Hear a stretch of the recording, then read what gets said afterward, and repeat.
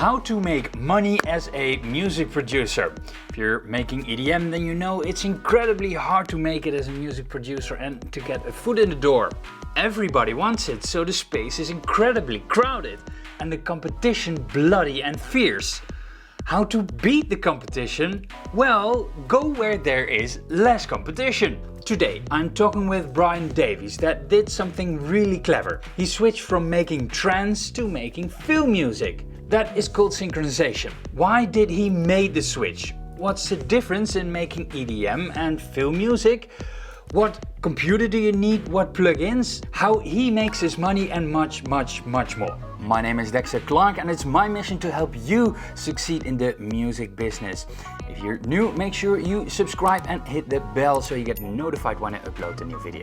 Today I'm here with Brian Davies and Brian, you have a really special approach to making money with your music. What made you decide to switch to a whole other part of music production? It's a good question. Eh? First off, thanks for having me, Dex. It's nice to be with you and see you and talk to you.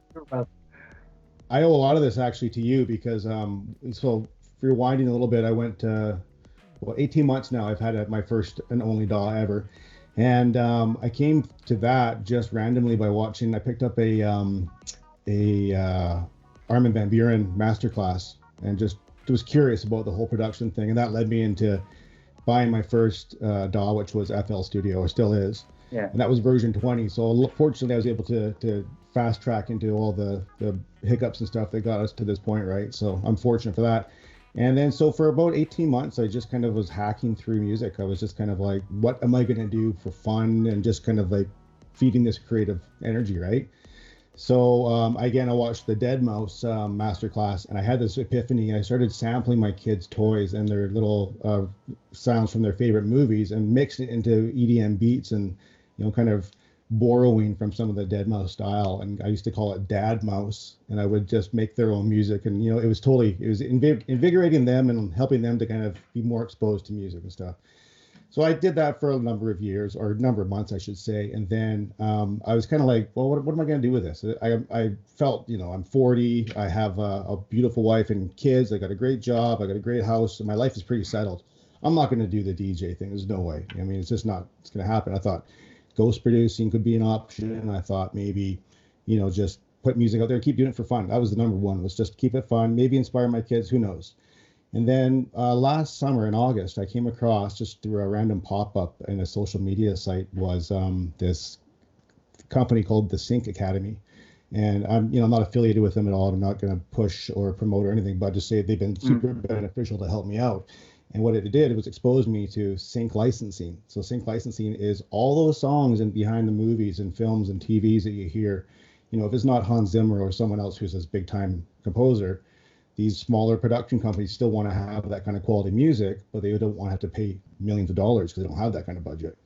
So basically, people like myself or other composers, you have a genre that you choose, whether it's rock or hip hop, or I switched completely from EDM. I went to orchestral, and kind of made a bit of a hybrid version with some industrial sounds, and kind of just kind of find that sound still, right? So for the last 4 months, I've been doing that, and just been learning lots, like the steep learning curve of learning this new genre-based kind of writing style, and I built up a library. One day, like 2 weeks ago, I just kind of was digging through my stack of work and project tracks, and there's a few that were finished in there, and all of a sudden I have 30 tracks here, and how many of these are actually quality? And so again, went through my academy stuff, all the learnings and stuff I was getting, and I was networking through them, and made a really good friend named Nikki there, who totally was like, we're bouncing back and forth. So I found my tribe. I found someone who was synchronous with learning and shared the same passion, right? So she and I were just kind of like bouncing off each other, and she started submitting to libraries. And I thought I was going to wait till 2020. I thought, 2 libraries, January 2020, that'd be awesome. Yes, start. And yeah, just, to see, because I was still kind of like, I don't know if my music's good enough. I'm still working at this. And sure enough, she was accepted right away, and she was super inspiring. And I was super happy for her and a little bit jealous, but I said, good for you. That's great. Let's do this together. And so I'm like, maybe I should submit too. So I did the same thing. I put my best 10 tracks together, submitted, and my first application was accepted. and they signed all 10 songs to their library. That's great, and congratulations with that. I think that for a music producer, it's really hard to get foot on the ground, and that you have within such a small period, actually, that you have, you achieved something that I think when you're doing the only EDM stuff, that you would not have been there at the point that you now are here, where you are now. Yeah, it was a tough shift to make because I really I still love trance. I still like, that is like my workout music. My when I really get into my deep state of being productive, I still love that stuff. But I had to step away from it a bit just to kind of really focus on learning this new sync licensing thing. And like this academy, like I said, it's just been outstanding. There's such a great platform to work from, and I've learned like the brass tacks, hundreds of hours of videos to learn from, and it just totally, it built me up into this state now where I was able to, again, I took the next 10 tracks and polished them up and submitted them, and I'm working on finalizing a deal with a second library now. So looks like I might have representation now in LA and in New York. The Sync Academy is a production course type of thing, or is it a music library where you can put your music that producers of videos or movies, that they look up your stuff and say, hey, that's great, I want to have this song. Or is it both, or is it one or the other? It is an academy, so it's a school, and it's a very good place to learn. However, within it, there are opportunities to be found if you are willing to commit the time and be of the caliber of producer they're looking for, right? Mm-hmm. So it's just a matter of what is your time, how much time do you have to commit to this, and are you going to give it the passion it deserves? Because really, the results you get are only based on what you put into it, obviously, right? But time is a bigger element too, right? And for me, as a father of 2 young boys and a husband and all these great things, and working other jobs, well, I still have my day job, right? So, it's actually a night job. I work at night, so, but I'm blessed in a lot of those areas. What would your advice be for music producers that are right now at this in a stadium that they say, well, it's really hard? Is this something you would recommend to pursue? Yeah, absolutely. Is it true that that is my understanding from talking to you, that there is less of a competition than the regular EDM genres? I think so. I mean, well, orchestral, no. The orchestral stuff is like, the caliber of talent is top notch. Like, people with these film trailer libraries and stuff are just like, but these are things that you aspire to, and you use these people as references to build your quality, to build your product, to build your, what is your style, and what sets you apart from these guys too, right? So you kind of just, you find your people. Like I'm madly in love with Hans Zimmer. I would love to get into his production company one day. That's a big dream. But all the classics, all the way down to obviously Williams, he's a revolutionary and stuff. But these are the quality and the caliber of recordings that are out there. It's Hollywood based, right? So if you're not able to produce that style, just keep working at it, man. Stay happy, stay fun, keep it fun, because if it's not fun, then you're not going to get the results. You get frustrated, we all get frustrated. But if you don't, just focus on keeping it fun and just learning and trusting the process, I think is the big thing too, right? Your first step would be going and search for a library that will take your music, so you can be found, and would be the first step if someone wants to do this kind of music. And what would be the next? So yeah, once you're in, I think the hardest part for me was just wrapping my head around, how am I going to get into one of these libraries? Will I be good enough to get in? And am I just another number? Because it's not the most popular thing, because they have a quality level for getting in those libraries. Absolutely, they do. And because they have to, now once you're in, you have so many cues that you put in there, and they have to promote those. And each one has 5 different versions: no vocals, no leads, only the drums, only a 30-second sting kind of thing, right? So each one has to be something that they can promote, because obviously it's a 50-50 deal. They promote your music, you get paid, they get paid. So there's an interest in it for them to promote your music, but it has to be a certain quality they can stand behind too, right? So again, I think the hardest thing is getting to a point where you feel like your quality is good enough, and then taking that step and then applying, and just being ready to take any kind of feedback as good feedback, because if you're not ready yet, you're not ready yet. Just keep on plugging, right? And how is it with the shares? How does that work when you're a member of a library? Is it a 50-50 split monthly, or does that work per track, or do you know who bought your tracks, for example? Well, it's a great question. You will so you have to register yourself with an organization in your country. So in Canada, there's called SOCAN. In the US, there's CSAC, there's BMI.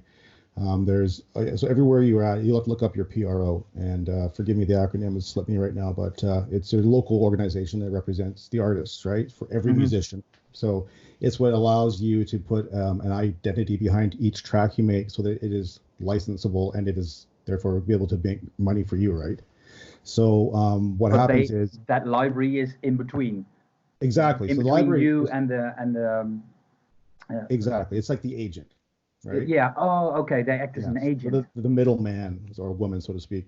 Yeah. And it's what happens is, so you apply to them, you get in with them, then you just keep on feeding them tracks, and just keep on feeding them tracks, and it's like residual income. So like it's while you're sleeping, your songs are making you money, because so what happens is each library house is different, and you want to know if it's going to be exclusive or non-exclusive licensing, which means, is it a song you can make, is it only available for them? And most people want that because they want to have that to be unique. They want it to be in a different library house as well, where they can, all of a sudden you're getting the same song being pitched to the same company from two different angles, and everyone gets confused, and no one has a real authentic style, right? So there's that. There's things like there's like legality part of things. You start getting contracts, and you're signing contracts with things like what your writer share will be, what the publisher share will be, what your licensing split will be.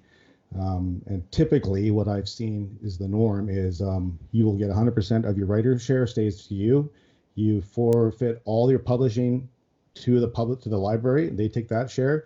And then anything that's collected for royalties is split, or the licensing, right? So, and then that's paid out. You can have upfront money. You can get paid. Some libraries will pay you $50 per song that you submit if it's of that quality they want, or more.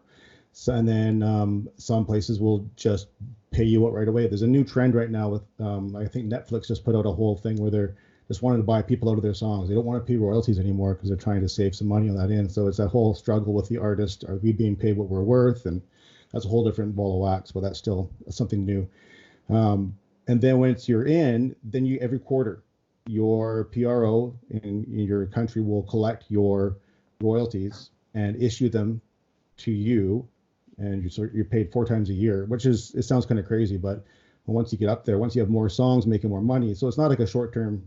It's a long-term investment, and you need to keep putting the work in and the effort in to get at a certain point that you can live off of that. Absolutely. And once you're in, you got to keep going. Just head down, trust the process, have communication with your library. This is my understanding. Again, I'm still new. I'm still like a very much in my infancy stage. So I'm kind of telling you stuff that I've learned in this academy, which is awesome.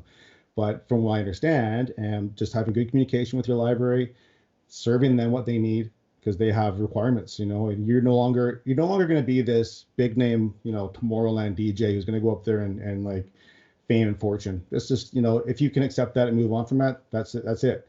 If you want to just have some back end money that comes in and will grow and become a 5-year plan, who knows? It could be my primary source of income, because as long as it's what you get back is what you put in. So you put more songs in. If you have 100 songs, you have 1,000 songs in there. These cues will keep making you more money, and all of a sudden you never know. The dream is to work from home in the studio and just be a full-time composer. Yeah. Yeah, and that's something that I talked about in one of my earlier videos is if you separate hours from dollars, then you have the possibility to build up your income. So it is 1 song, 2 songs, 3 songs, 4 songs, 5 songs, and that will make up your monthly wage. And if you're on a holiday for a month or 2 or 5, you're still getting paid for the investment, the time investment you did earlier. In contrast to when you work for a boss, for example, you get paid $10 an hour, for example, for and you have a maximum of 8 hours in a day. So you put a maximum cap on what you can earn in a day. And this is passive incomes, as they call it, that it will stack up. But yeah, you have to put in the time and invest in that before you can get a full-time income out of that. You know, you throw a nice track out there on SoundCloud, you never know, someone's going to find it. It's a dream. You know, it's like that pink unicorn. You're just never going to see it. It could happen. Does happen. And it's a beautiful story when it does. But I just knew that where I was headed and what I was doing in my life, I wanted to see some results that were more kind of tactile, something that was a little more realistic. And this is something, you know, I have a bit of a history working in film and TV as an actor. So now coming at it as this angle, it's super exciting to see how this angle or this side of things work in the industry. And it was one of those things, a great mystery. You're like, well, these tracks are always in these songs or these shows you always watch. You know, if I'm watching The Bachelor with my wife or something, and you hear these songs, you're like, where do they get these songs from? There must be some library somewhere. So you never really think to dive in till finally I followed the rabbit hole of this whole sync licensing academy. It's just been like, is that all there is? Yeah. It's not as complicated as you think. You know, it's just like anything until you pull the curtain back. All of a sudden there's the mystery, it's revealed. So here's how we apply ourselves, right? So exciting stuff. Yeah, and I was really interested in what you do because it's a whole other spectrum of music production that I think a lot of viewers out there did not even think of. Yeah, you can produce an EDM song and that can be used in a movie, but when you target movies specifically, yeah, what is behind the curtain? Yeah, I know. And like, until you actually accept that, you know, a lot of it is ego too, right? Once you let go of this idea of being a huge DJ or whatever, I mean, whatever your goal is, it's non-specific, but I just kind of like, can I make money at my music? And I always thought, you know, my dad was a musician as well. And he always wanted to know if he could make money as a musician, but he never knew how to. It was a different time. There's a different set of tools available now. And now, you know, and much thanks to you, I'll throw this out, is that when I was looking really hard at my EDM stuff, I was like, what structure? What is the structure of a trance song? What is the actual, like, I was up against the wall trying to figure out how is this, and then I came across your channel and you spelled it out in one of your episodes, and it was just like, that was so good. That's when I contacted you and said, man, I love your content. It's so good. If I can ever, you know, pay it back, let me know, because you're awesome. I support what you're doing. You're doing a great job. If my music can buy me the next plugin for Contact that will help me make a better song. Yeah. We all need more plugins. Yes, of course. And more hard drive space. Yeah.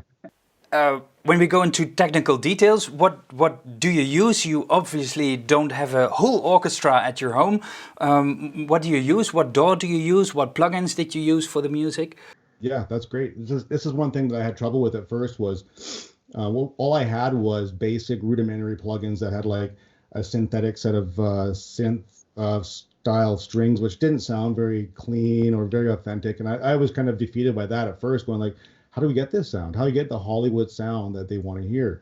That's something that stood out for me. I heard your the music that you put on your website and was blown away by it. This sounds not synthetic. How did you manage that? Does it indeed was recorded in a DAW? How did you manage that? And hats off, because it was not my first guess that it came out of the computer. Well, I told my wife I spent a lot of money with a lot of really talented musicians, and she almost shot me. But I was just joking. It was actually that was the steepest learning curve. Was like stepping out of everything I did was with Serum. It was grabbing loops and stuff and slicing them up from Splice, or grabbing all these different things and just as making the trance stuff was like just trying to find that style, Omnisphere, Nexus, all these different plugins that were really heavy, right? And so I couldn't find the string stuff so much, the orchestral stuff so much, until I found I knew Contact was always there. I never wanted to commit to it, A, financially, B, because I knew it was a behemoth. It's another steep learning curve, right? I could barely even figure out wavetables in Serum at this point, right? And still not so much, but I committed to it. I got a hold of the free player version of Contact and got my first plugin, and said, okay. Yeah, and I did have to invest a bunch of money in some of these libraries, and I did have there was one plugin I had was called VSCO2 Orchestra, and it was pretty close. It was pretty close. It was, it's a free plugin. So again, it's like you talk about your yeah, you need to invest in that kind of stuff. That's exactly. But it was enough to get me, the first. I jumped into that schooling, and they're in the middle of a 60-day challenge. I just jumped in and said, okay, I'll jump into this challenge. So my challenge to myself was learn some new software, learn this process, watch as many tutorials as I can, and commit to understanding whether I want to do this or not. And I thought, sure enough, and I came out of it with 4 new tracks that were all orchestral. Two of which actually got accepted into a library in New York, and I was like, holy cow, this is really cool, right? And so I kept on going, getting, refining my process, finding what worked, what didn't work. Every time I got something new, I'd write a new track with that new piece of software. So that's how I ended up with 30 tracks in 4 months or 3 months, because I was trying new software, trying new plugins, trying new stuff.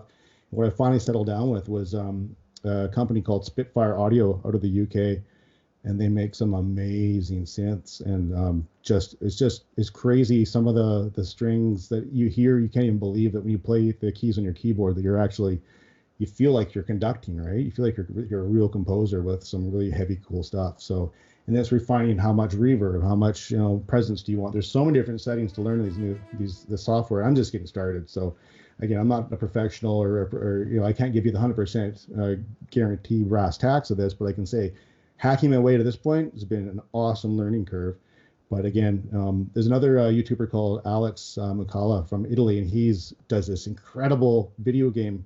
That's another part of this whole is video game music, right? Video game syncing. Yeah. Crazy money in that if you can get into it, but he was using something called Metropolis Arc, which is a really heavy contact software program, and it's great. And the strings are really beefy, so it's a matter of finding what works, and then I had to figure out what kind of cues I wanted to make. So there's like tension cues, background music, just stuff like when that drama kicks in and they want to know that suspense is starting to build up, and like who's the bad guy, or where's the killer, or who's going to fall in love on Bachelor, or whatever it is, right? And so what kind of music is that going to be? And so light synth, light strings, very simple kind of back tones is what I'm working on now. But the dream is to get the trailer. The dream is to get that, that's the big payday. And then you never know, 10, 15 years if you're good enough. I've still got some friends who work in film and TV, so you never know. I could help score one of their TV shows or movies down the road. So I keep them in the loop, knowing just hey, just so you know, I'm making progress here. So this is obviously very heavy on your computer. I have a lot of people that are interested in what computer do you need to get for music production. You use a lot of sample-based instruments in your DAW. What is your computer? How much memory do you have in your computer? How big is your hard drive? Okay, so currently I compose on my laptop, and I have the FL Studio on that, and I use a Dell Inspiron 7558. So it has the Intel Core i5 5200U CPU processor. It's got a 2.2 gigahertz processor.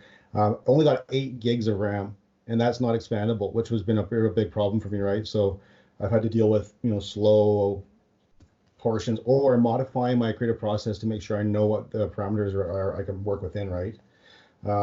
It's 64-bit obviously, and it runs Windows 10.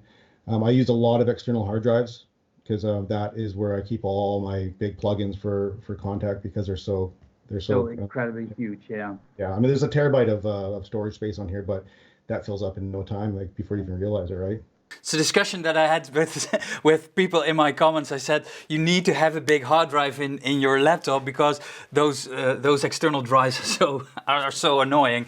They are, and they're temperamental, right? And all of a sudden they could just crash on you, and you lose all that stuff. So my backups have 3 other backups. What are the biggest differences between producing EDM and producing film music? Obviously, it's a completely different style, but what's the difference in producing the music? Again, back to you with your structure of a trance song has got your build, your drop, your first drop, your second drop, third drop, your chorus, or whatever it's going to be. There's a basic structure you got to follow, right? This is totally different. Cues are no longer usually than 1.5 to 3 minutes max. And on average, they want 2-minute long cues, right? And they want every 4 bars you're building something. You're just kind of building this transition to the climax. You have your drop, a small break, and then everything comes in for a full body sound. That's one way of doing it, right? There are obviously different style of writing tracks, and you can do soundtrack where it's like more, there's more of a song. If you listen to anything from your favorite whatever movie, there's like a song that'll play, like a Jablonski, I think, does all the Autobot Transformer stuff, and his tracks are very powerful. But it's not what they use in TV shows so much, because it's not, it's more theatrical, it's more cinematic, it's driven built around a scene or a part of a show or a movie. So these cues have these elements that just build up to about a minute, and they drop, and then they build up again. They have a final front, the fill for the next 30 seconds or a minute, and then it's called a button ending, where you just like a percussive stop, boom. And then yeah, exactly. Very very kind of cliche, like ba-da-bum, and that's it. No ringing, no final, and that was hard too. I still work on that, because you might have thrown some choir on there that still rings out with whatever, a final note or something. I always thought that a lot of film music was composed when the movie was already edited, and then the music was put under it. But I understand from you now that the song is already there, and on certain cues they edit it on the cues. Is that how I have to see that? And then they can put the song under it? Yeah, well, I said, again, back to Masterclass, I've since watched Zimmerman Hans Zimmer, pardon me, and Danny Elfman, and their processes are, what I understand is it's a huge meeting, sit down with this director. You're basically, you are just working for the director. You're, no matter what big name you are, you're still providing them with a service. Same as if you're working for a library, you're providing them with a service. So you take their direction. Some will give you, direct notes. Apparently Tim Burton, he just says very minimal. He'll watch the final project with you and say, here's what I want this feeling to be, and here's all the beats. So they write according to the actual clip or the section of the film. Then when they release their album, the soundtrack, you're going to hear a whole bunch of probably more of that track that wasn't included in the film. But as far as I understand, things are cut to different track marks and different parts to help with the flow. So you're scoring to film. So here's what's going to happen. You're going to have a 30-second opening, dramatic, kind of like sunrise, and then same as say with the Lion King, Zimmer's got these slow, building sounds until you finally see the presentation. Now there's your climax, right? So you're going to build according to that amount of time you have in that film section. Whereas what you're building for a library, myself right now, is just generic 1.5, 2 minute, and then the music supervisor and his team for the film or the TV show will cut and loop whatever they need. That's why you're providing every 4 bars or every 8 bars, you're providing a new layer. Not too many layers, obviously, because that's, what we all learn is that we want to throw so much information to our songs to make them sound big and strong, but you just want to keep it simple, right? And you want to layer these sounds up. And then when they want a certain part, they can loop that part over and over again. So basically when you are a new beginning composer, you're just writing generic 1.5 minute, 2 minute cues, and they're going to just use it as they will.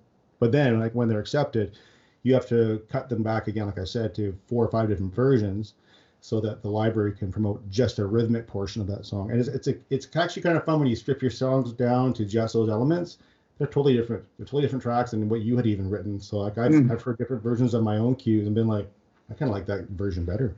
It's a refreshing view on your own music. It is, yeah.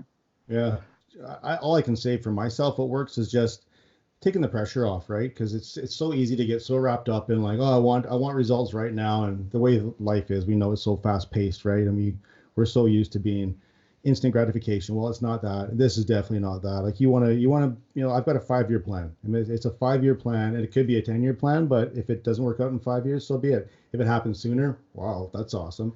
Like the fact that I got into 2 libraries in 4 months blows my mind, right? And so I'm super jacked on that, but I know I still have lots to learn. The road ahead is even longer, because each time you get better, you kind of get worse, because you're trying to what you did before. Because of progressing in your knowledge.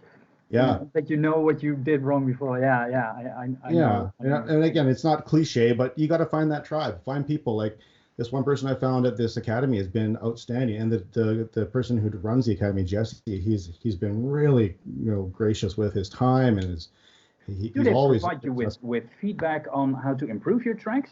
Yeah, I mean, you can join different groups that'll be focused on that part of it, pardon me. But you know, finding that one person that was very like-minded was really beneficial for me. And like I said, you know, my friend Nikki from the U.S.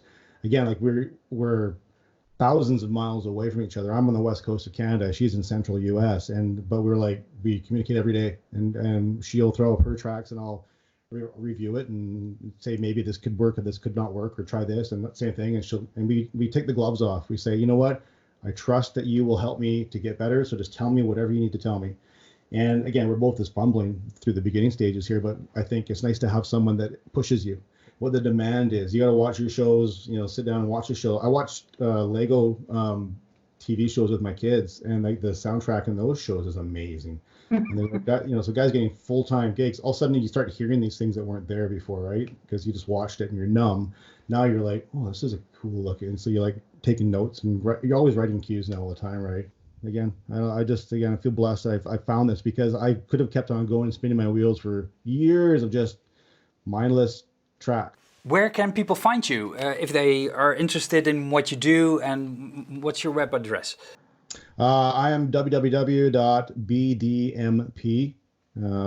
It's actually Blue Donkey Music Productions, and it's a throwback to some old memories from as a youth. But I was going to go with the Brian Davies Music Productions. It felt too vain. Brian, I'd like to thank you for this interview. I hope to see you and speak to you in the future. For the people that are interested, definitely check out Brian's website in the description below. Thanks, guys. I appreciate it, Dex. Make sure you check out this video here in the screen about making money as a music producer. The link is also in the description.